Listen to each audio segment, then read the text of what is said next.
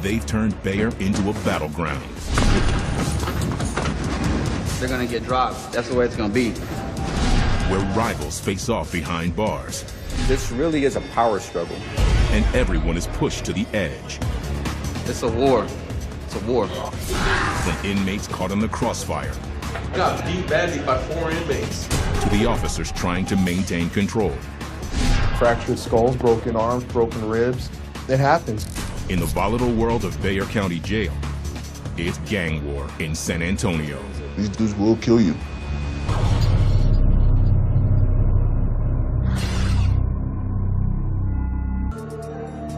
But the past decade has seen the rise of a splintered group behind bars. The gang known as the Tango Orajon. These inmates used to do the dirty work for the Mexican mafia. Now, they want to run the jail. We've been seeing an uprise in the Tango Orajon. Currently in this jail, we have over 700 confirmed members of the Tango Orajon, but they're recruiting on a daily basis. By this time next year, we could be well into the thousands.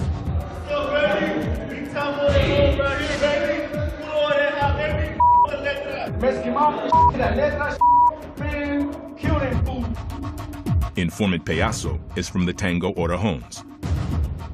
He started as a foot soldier in the Mexican mafia's highly regimented army. I got locked up when I was 16 for aggravated assault. I ended up joining the Tango Orajon. We used to be under the Mexican mafia. They had us doing their dirty work. You know, whatever they wanted us to do, we would do. Tired of following the mafia's orders, they decided to split off about 10 years ago. That's when we split up. We went to war with them, and we stood strong and finally broke off. More and more of the Orajons are young and aggressive, answering to no authority at all, which makes them even more dangerous.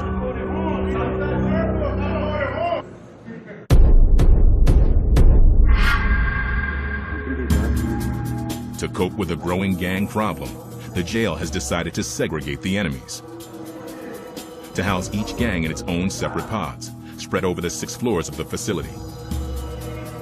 Our concept is if we have to house them somewhere, let's house them in a place where we're going to have the least amount of problems.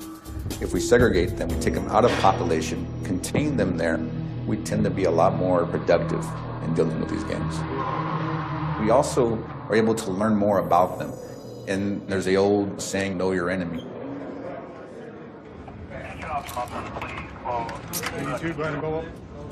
But it's not always easy to figure out where new arrivals belong, especially guys like Jose Angel Santos. He's a Tango Orajon who wants out of gang life completely. I'm an ex-member. I just came to realize that I didn't want any part of it. I didn't want to make this a lifestyle, so I just decided to get out of it. I saw a lot of foul things happen. I had my share of riots, and I did what I had to do to get by. To get out of the Orajons, you have to subject yourself to at least one beating. I'd say beating from 2 to 3 individuals for a period of 2 to 5 minutes, depending on the person in charge at the moment. But in Jose's case, the beatings have never stopped. On several occasions, I got jumped. On others, you know, I had just fought one-on-one. They wouldn't leave me alone because I was an ex-member. A 5-time offender recently arrested on drug charges. Jose is depressed to find himself back in intake. It's been hard. It's been a hard year. It was just so much coming at me. I didn't know how to act. Jose's trying to pull himself together, but he's worried. Will he be attacked again?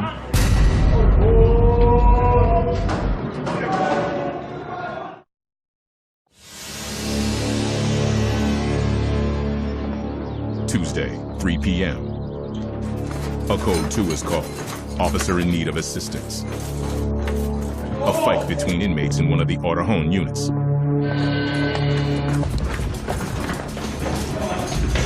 Assert moves into action. A SWAT team behind bars. It's Assert's goal to arrive within 90 seconds, hopefully before any serious damage can be done.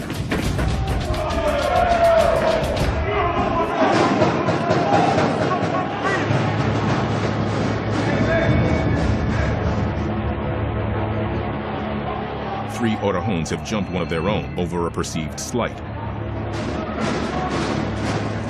According to the officers, when Autohones feel disrespected, they respond with violence.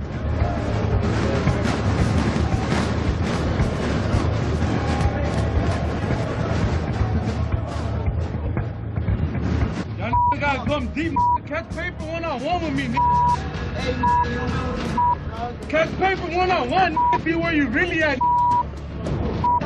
You ain't bad, Sergeant Avila is in charge of this SRT unit. He knows how tough this jail can be. You know, this is the most violent place you can work. I've been stabbed in the head before, you know, thank God I had a helmet on. You don't know if the first guy is gonna start stabbing you as opposed to getting on the ground. So, is adrenaline involved? Most definitely. That and fear, it's there, you just have to control it.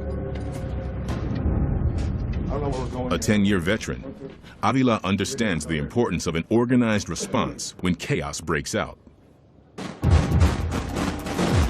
The assert team was developed and created in order to be able to respond, organized, trained, prepared. When an inmate blockades his door, SRT can handle tricky cell extractions like this because they're ready to come down hard if they need to. If extracting an inmate gets violent, and so be it. He should have done what he was told, and that wouldn't have happened.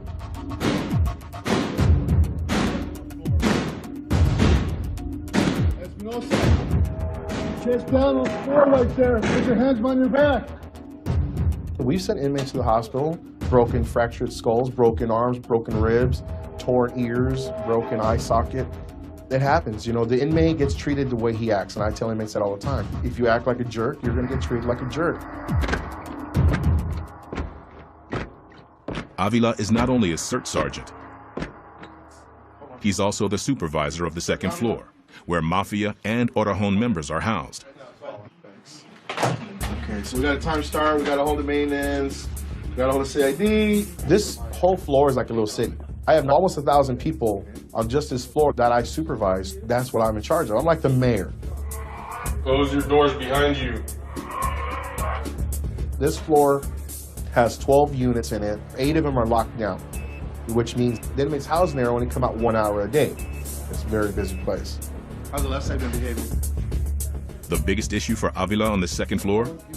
The Tango Autohone. Unlike the Mexican Mafia, they follow no rules. You know, we have several gangs in this jail, lots of gang members, but the Tango Autohones are the ones that are causing us the most grief right now. They have no laws, they have no rules, they don't abide by anything. You know, these are just people who have banded together for protection, so they say. They've actually become the aggressors now. Represent that 15! That 15!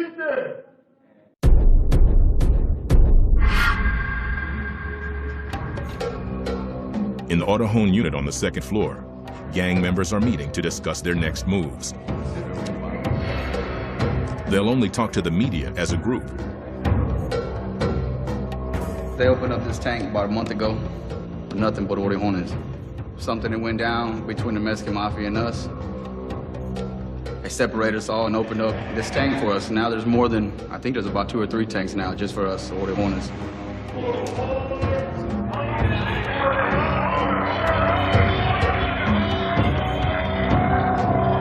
They say the Tango Autohone does everything by consensus. We don't gotta be under nobody, you know? I mean, we're our own group and we stand our own. With no leaders, no gang structure, it's a fine line between democracy and anarchy. A line the Autohones frequently cross. I said basically, the majority of those that are in here, we're in here for smashing on the letra. One of our homeboys got stabbed by the Mexican Mafia, so we set it off in the whole jail. Once you see them, you're supposed to, you know, smash them, you know? When it gets out of line, no matter how many people they got or how many people we got, we're gonna jump. Their goal? To impose their will on the inmates of this jail. You can go visitation, you can can go to chow hall. You can go to red. You just smash on site because they'll get the opportunity to do it to you, and it's already been like that. It's been going like that for a minute now. It's a war. It's a war.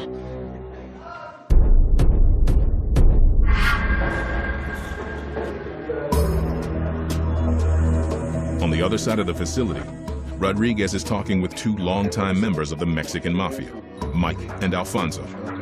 He's into real estate and stuff like that. They say they've decided to leave the gang for good, to leave their bloody past behind. Bars too. So I'm assuming he's with the cartels then? Yeah. There's a guy named, they call it Chon. Mike and Alfonso have learned over the years that the Mexican Mafia is highly structured. You bet is his nephew? Yeah. Now he's supposedly the one in charge over here? Yeah. He's not a puppet. He was the sergeant of population. Unlike the unruly Ortejon, the Mafia is a kind of criminal corporation, doing business in drugs, extortion, and murder. It's all about following orders. If they call me at 3 in the morning, I'm gonna have to get up and go, no questions asked. You got people coming out every day, going in, coming out day in and day out of the Texas Department of Corrections, you know, with contract hits, with orders, with all kinds of things that need to be done. Extortion, drugs, murder for hire, all that. We'd pick up anywhere from $5 to $20 to $30 to $40,000 a week. You know, nice cars, nice this, nice that. I've had the Rolex watches, the nice chains. I mean, $1,000 in my pocket 7 days a week. You know, I could spend $1,000 a day and not think twice, you know? I mean, can you imagine somebody... But the perks come at a price. They have to carry out the green lights, the killings, each and every time they're ordered to. I mean, people out there in the world, they can't grasp. They don't understand how can this guy go kill this guy or stab this guy or beat up this guy just because the next guy told him to. I buried so many of my bros. The guy at the funeral home knew me on a first-name basis. So then one day, my uncle dies. And the guy tells me, he goes, oh no, man. He goes, I'm gonna give you a discount because you brought me so much business. And it was like, a lot of people were killed. You know, I thought in the back of my mind, you know. Yeah, funeral parlor to tell you brought me a lot of business. You know, and it was like, and I was like, it was one of those awe moments. Like he goes, oh no, man. He goes, I'm gonna charge you 50% on the coffin, and I'm gonna, you know, the flowers are gonna be free. You know, the spray that we're gonna throw over the coffin is gonna be free. And I'm thinking, man, have I been to this place that many times? Mike and Alfonso soured on the Mexican Mafia when they saw their friends get killed. You don't have to do nothing wrong, man. When it comes down to it, you become a liability. Why? Because you know too much. So what they'll do to cover their asses, they'll eliminate you. If you go back into history, 99% of the victims of the Mexican Mafia have been their own members. You can leave the Tango Ortejon, but there is no way out of the Mexican Mafia, except in a body bag. In the patch of the Mexican Mafia, they have a two-headed serpent, and that's called blood in, blood out. One way in, no way out. You know, you have to commit an act to get in, and if you want out, you're gonna be murdered. Mike and Alfonso do want out, and they know the risks. They've been moved into a special unit designed to protect ex-Mafia members. But they know they're not truly safe. You're gonna have to live the rest of your life with somebody trying to kill you. Now all they can do is look over their shoulders.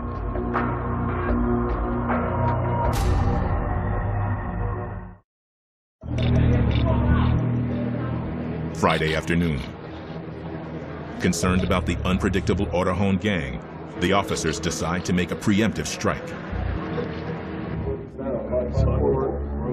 Sergeant Avila gives the orders for a shakedown in the Ortejon unit in Pod BB.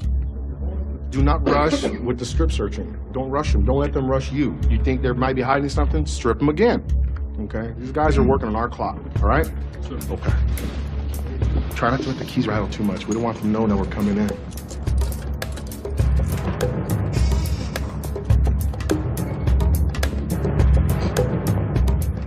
Hard and fast. Anyone that doesn't get on the ground, you put them on the ground, okay?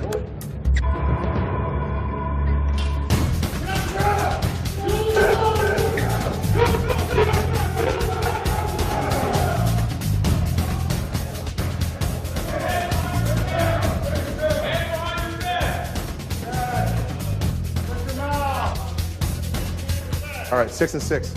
Yes. Yes, they're coming downstairs. Just 6 cells, so we got to double them up the cells. Double them up, just the first 6 cells. We're doing what's called an inspection, or what's commonly called a shakedown. The purpose being to look for contraband, weapons, drugs. These inspections are key to keeping the amount of drugs, contraband, weapons that we find down. Put your hands behind your back. We'll come in fast and hard with the assert team, and then we'll put everyone down. Where's the hole? We'll put them away, we'll strip them in their cells, we'll bring them out of the cell, search the cell.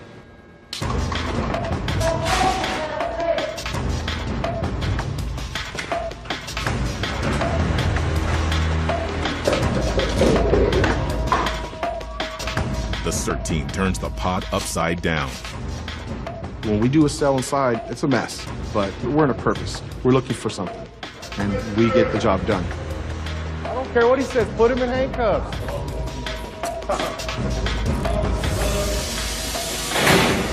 Trustee, start pushing that down, let's go.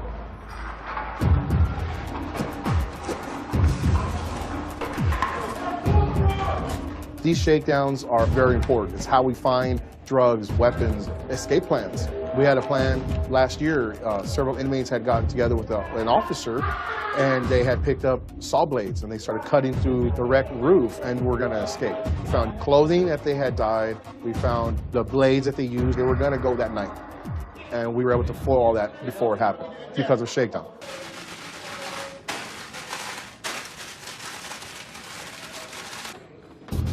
What we have here is a homemade tattoo rig. It's pretty simple, but it's effective.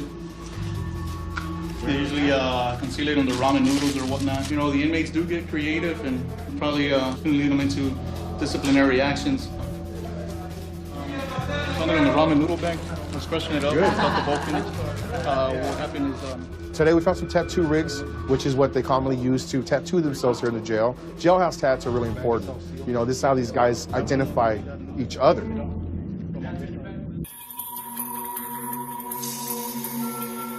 Gang tattoos stand out like a military uniform, declaring who's on which side of the battle. The wrong ones will get you killed. In the Autohones, it's often a 210 or a spur, the symbols of San Antonio's area code or its pro basketball team. The Mafia here prefer Aztec gods, two-headed snakes, and of course, the letters of las letras. It stands for the letter M in Spanish. Instead of saying Mexican Mafia, people would say, I'm M.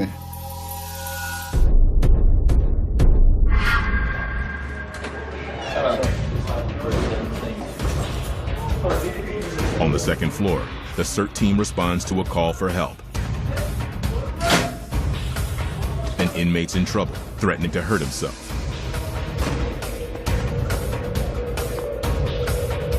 It's Jose Angel Santos, ex-Autohones gang member. He says he's cracking under the pressure. I'm suffering from trauma, man. Last time I spent 9 months in here, I got beat badly by 4 inmates. By 4 inmates? By 4 inmates. Okay. On 3 different occasions, I got jumped. Okay.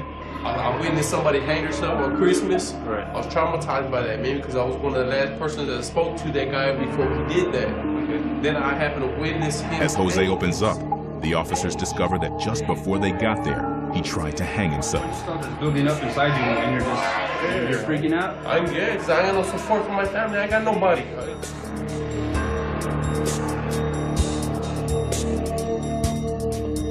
For Sergeant Avila, there are no easy answers here. He wants to understand if Jose's tried to kill himself before. You ever tried to commit suicide in the past? How? In my wrist. What'd you cut yourself with? Sir? What did you cut yourself with? A piece of glass? What was the reason for that incident? Why were you feeling suicidal that time? My sister had passed away. Okay. Well, so you're gonna go down, you're gonna speak with mental health, tell them what you told me, let them know, and then we'll go from there, okay? Yes, sir. All right, just walk them down there and have a sit. I've been going through a lot of anxiety, depression. My last stay here, I stayed here about 8.5 months. I witnessed a lot of stuff. I had gotten jumped twice. And on the third time, it was 4 guys. They stomped my head into the ground. I got scars here on my arm from the tennis shoes, the friction. They had kicked me and stuff like this. And I was kind of traumatized by that. They put me in a one-man cell, started hearing voices, couldn't cope with it. So I did attempt suicide.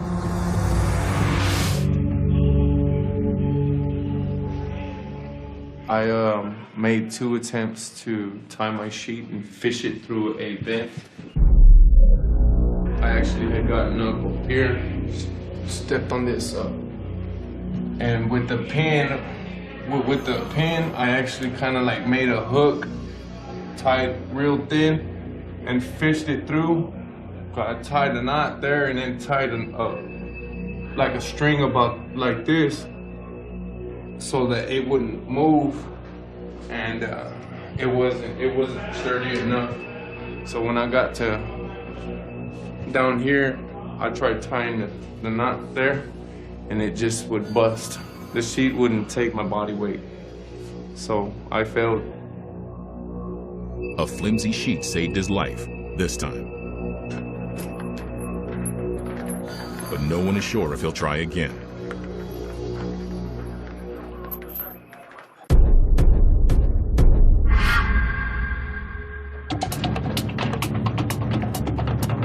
Officer Rodriguez checks in on the unit of former Mexican Mafia members where Mike and Alfonso are housed. But when Rodriguez pulls another ex-Mafia member aside, the conversation takes a surprising turn.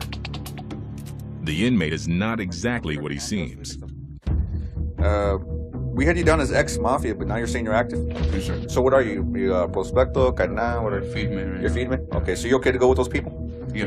Now, what about all this time you spent with 2 months ago, this inmate said he was out of the Mexican Mafia, but now he's revealing he never left. He was just pretending to have retired. He did it for a reason: murder. For any specific reason? I was trying to go for one guy, but really I ain't gonna say a name, but I couldn't. I never be able to get close to him. Can you tell me who ordered you to do that? Oh no, I can't say who ordered me, but. Okay, and why couldn't you get to him? Because there was no chances, you know. I was trying to get close to him, but getting moved out of groups, but I never. You never could do it, huh? Never can So do you it. just finally. He was on orders from the Mafia to work his way inside the ex-members pod and kill one of them. It could be Mike or Alfonso. He won't reveal his target. They told me to do it, but like if I wanted to, and I jumped up on it. But I thought you can't do that in county jail. I thought you can't clean up in county jail like that. No, you could. Okay. Now, by doing so, that would have progressed you up to prospect. So do you have a To this gangster, murder is just the price you pay to show your loyalty to the Mexican Mafia. He's locked up right now in Pennsylvania. I just felt that they were going to show me more love than my real family. So. Money, and cars, and girls, and all that. That's just the way it is. These dudes will kill you. You got people waiting in line to join the Mexican Mafia, and you have to have blood on your hands in order to be a Mexican Mafia member. This letter right here says that you're an affiliate of the Mexican Mafia, and this letter is going to authorize me to house you with the active members of the Mafia. Sign here and initial where it says affiliate. After failing to commit the hit, this gangbanger wants to go back to his friends in the active Mexican Mafia unit.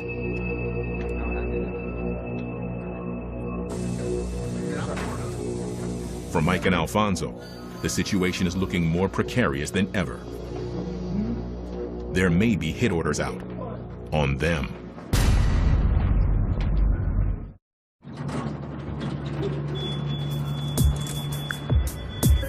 "9 a.m. Friday. Avila's assert team gets a call. Inmates are acting out.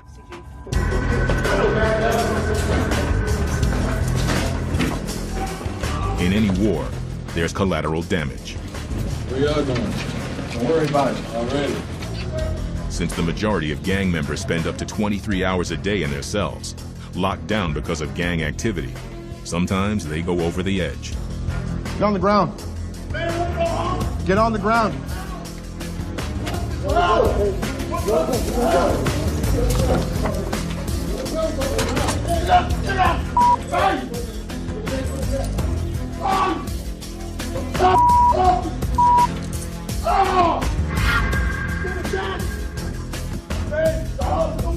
Routinely, assert is called in to handle inmates who have lost control. These eruptions can be dangerous.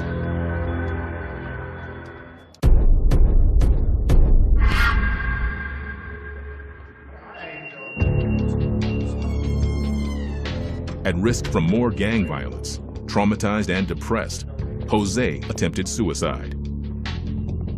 Now, the challenge is where to house him. Jose feels at risk in general population. They can't put him in with the gangs.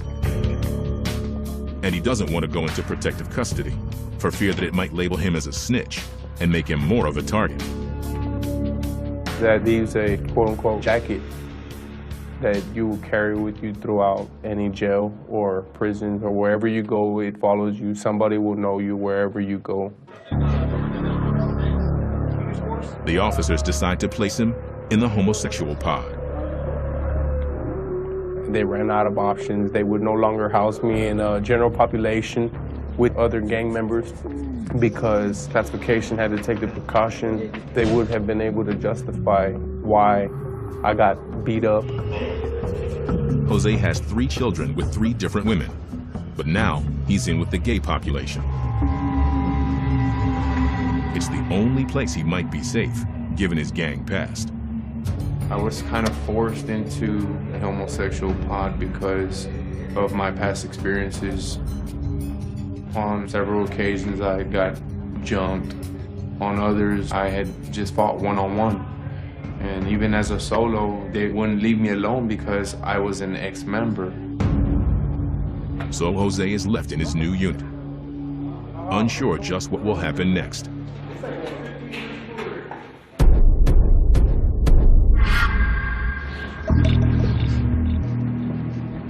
In this special pod on the 2nd floor, ex-gang members have banded together for protection. Still, they know that it's open season on them.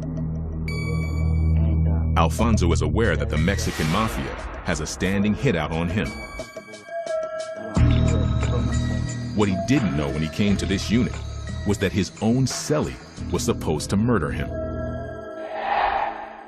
I was ordered to kill this guy 2 times. I refused to do it. And I told him, look, man, look what these guys are trying to do to you. You know, and you know, they were trying to say that he was a snitch, that he was cooperating. I owe him my life. You know, he saved my life. One day I was ordered at a meeting that I was supposed to kill this guy because supposedly he was an informant. But later I found out that it wasn't true. What it was is the main guy was just trying to clear his, save his. He wasn't sure, he didn't want to take no chances, so he said, you know what? Better safe now than sorry later. So, you know, kill this guy. By this time I had already lost faith, and I said, you know what? The hell with you guys. And I was contacted again, hey man, no, we want you back. All you gotta do is kill your cellie. The reason I'm not so shocked is because, you know, what he's talking about, I've already lived it. You know, and you know, I've seen it done, and I've seen people experience that. So, you know, I mean, some of my best friends were killed, you know, and it's sad to say that, you know, I mean, can you imagine going to a bar or to a sporting event or eating dinner with his family, Christmas, New Year's, and the next day, you know, hey, you gotta kill this dude, or this dude's murdered. Go bury him. To have to be involved in one of a close friend of yours' murder, hey man, it's gonna affect you, dude. It's gonna affect you. When anyone can turn on you at any moment, Mike and Alfonso can't be sure where the danger will be coming from next.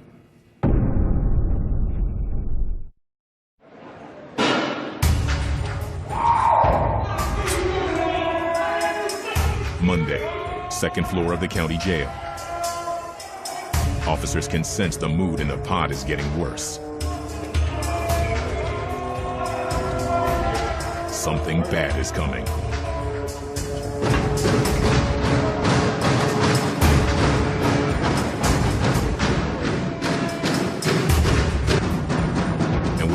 only a few hours, the violence that's been building finally erupts.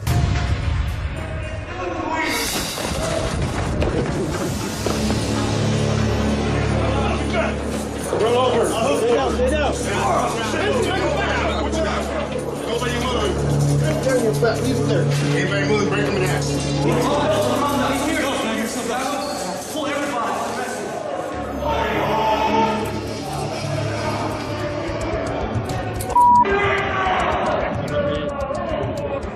Fresh blood on the floor tells the story.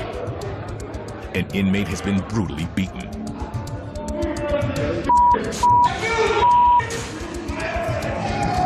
It's an attack by the Tango Orajon gang.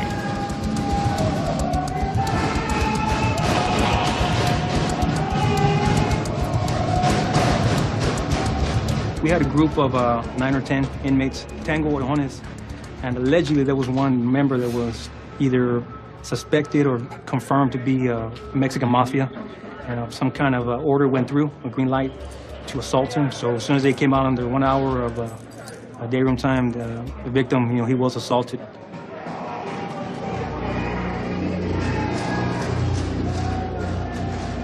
The Orajon believed that a new inmate in the pod was actually a member of Mexican Mafia, so they decided to jump him. In fact, no one knew his gang for sure, but unaffiliated new inmates are often attacked, according to informant Payaso. The door opens up, everybody's hoping, man, there's a new dude coming in, we're all hoping, man, maybe it's a Netra. Everybody's hoping that for some reason, they made a mistake and they're bringing in a Mexican Mafia in there or something so they can get to him. The victim is sent off to the hospital, and the ringleaders are moved to the intensive supervision wing for a spell of solitary confinement.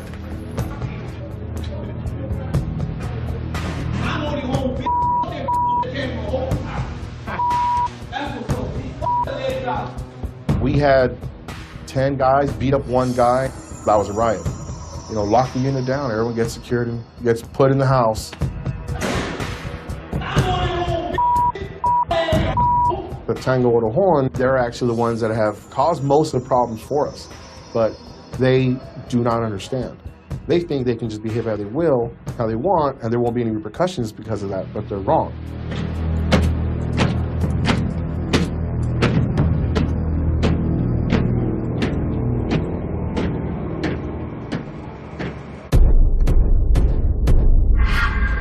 Oh man, well, those dudes messed up, man.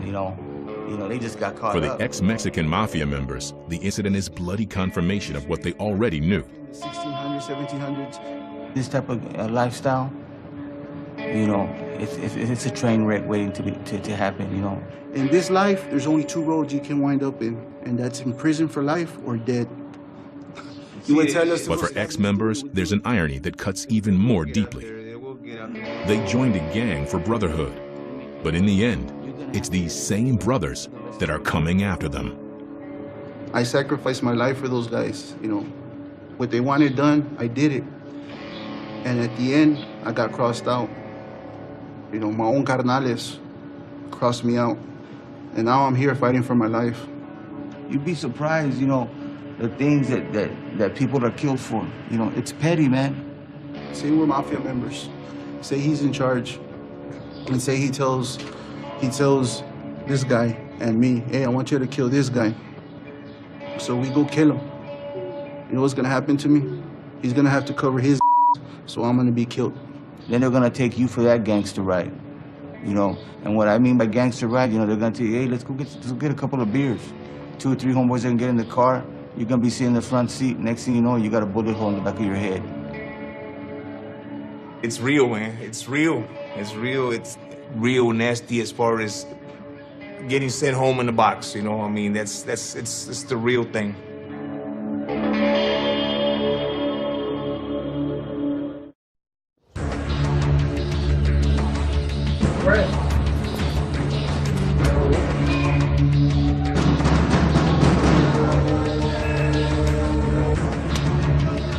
In the homosexual pod, ex-Orajon gang member Jose is trying to keep a low profile. He's decided he has no problem being there. In fact, He says he's actually had homosexual experiences himself, at least behind bars. Well, I guess the thing with me is that I've come to realize that, hey, you know, I'm bisexual. This is actually my first time being housed with homosexuals. It's a live soap opera. Who are you speaking to? What am I gonna ask for? All the screaming, the hollering. They always saying some off-the-wall type stuff. Jose's due to go to court soon to find out his sentence. At this point, I don't even know where I stand right now as far as in what direction I want to go. I've been in and out of jails, I've been through rehabs, halfway homes, whatnot, inpatient, outpatient programs. People think in their eyes that this is the best place for me. As for what comes next, Jose has no idea. He's still too unnerved to figure out what the future holds. At this point, I'm not really thinking about the future. I take it one day at a time. I've never set any long-term goals. Things don't go according to plan. That's why it's not good to plan ahead, you see what I'm saying?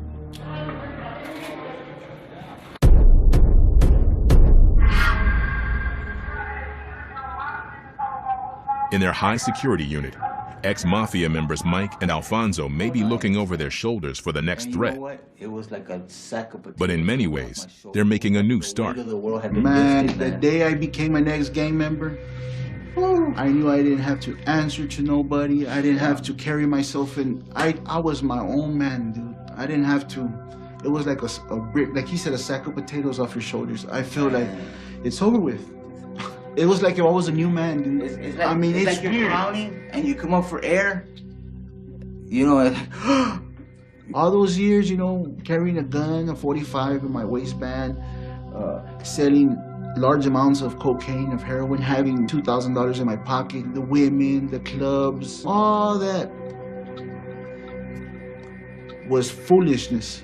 It was foolishness. And now I felt like my own man. I'm a real man, dude. He's the actual first real friend that I've ever made in life. You know, because I can actually say that I can trust him with my life, and he can trust me with his. But inside Bayer, for every inmate that leaves the gangs, several more are joining. And the Tango Orajones show no sign of slowing down. It's just going so fast, you know?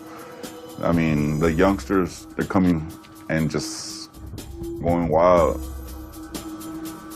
We're showing them we can be our own, you know, and if it takes to go, you know, smash with them or go to war with them, that's what it's gonna be. It's been war. Whenever they got a chance, they're gonna smash on us. When we get a chance, we're gonna smash on them.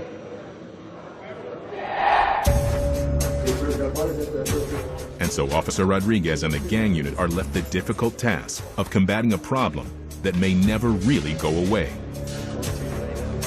Bexar County will do everything they can to deter gangs, but we also understand that we cannot completely stop them. Many of these gang members, their fathers are part of the gang, their brothers are part of the gang, so for them, this is really a part of their life. So when they say it's never going to end, unfortunately, they probably are correct. Ain't nothing gonna stop it. It's like a cancer. It just grows and grows and grows. You know, you can cut it out little bits and pieces at a time by doing roundups and all kinds of stuff. But you know what? It ain't never gonna stop.